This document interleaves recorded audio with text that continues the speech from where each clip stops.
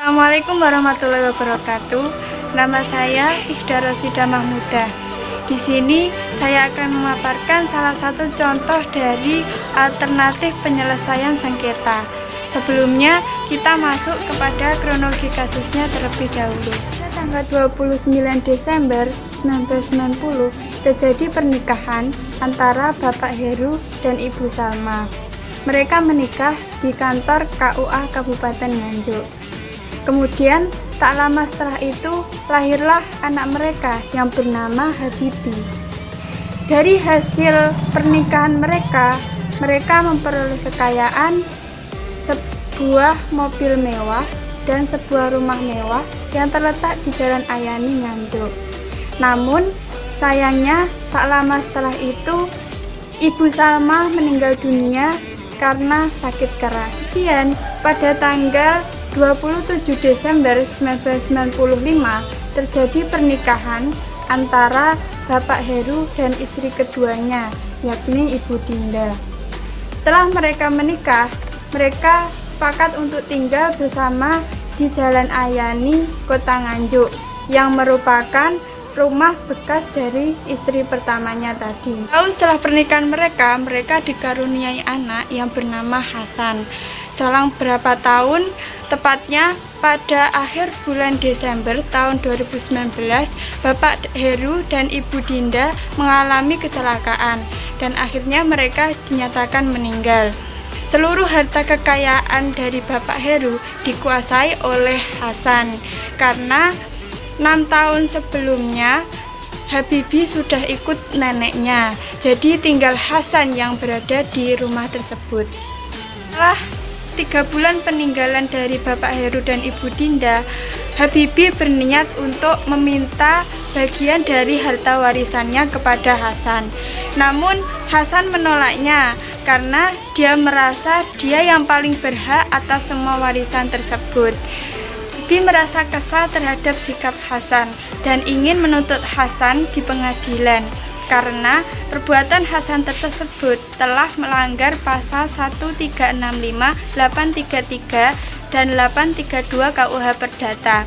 Nah, agar perkara tersebut tidak masuk ke ranah pengadilan, bagaimanakah solusinya? Akhirnya penyelesaian sengketa dapat dilaksanakan melalui 2 jalur. Yang pertama, jalur litigasi yang merupakan jalur di pengadilan, dan yang kedua adalah jalur non-litigasi yang merupakan jalur di luar pengadilan. Alternatif penyelesaian sengketa merupakan suatu cara untuk menyelesaikan sengketa di luar pengadilan atau jalur non-litigasi. Alternatif penyelesaian sengketa terdiri dari beberapa bentuk. Yang pertama, konsiliasi, negosiasi, konsultasi, mediasi, dan arbitrase. Dalam kasus ini, saya menggunakan bentuk alternatif penyelesaian sengketa berupa mediasi. Mediasi merupakan salah satu alternatif penyelesaian sengketa yang dibantu oleh mediator yang bersifat netral. Mediasi ini memungkinkan untuk melakukan penyelesaian sengketa agar tidak dibawa ke ranah pengadilan.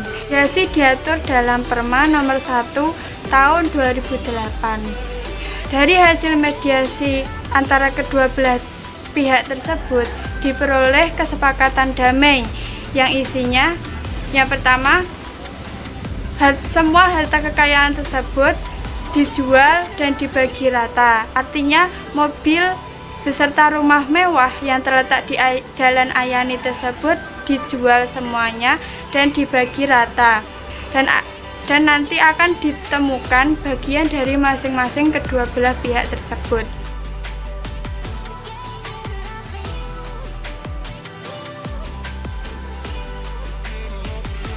Yang kedua, apabila Hasan masih tetap ingin berada di rumah dan menguasai mobil tersebut, maka Hasan harus membayar bagian yang seharusnya diterima oleh Habibi.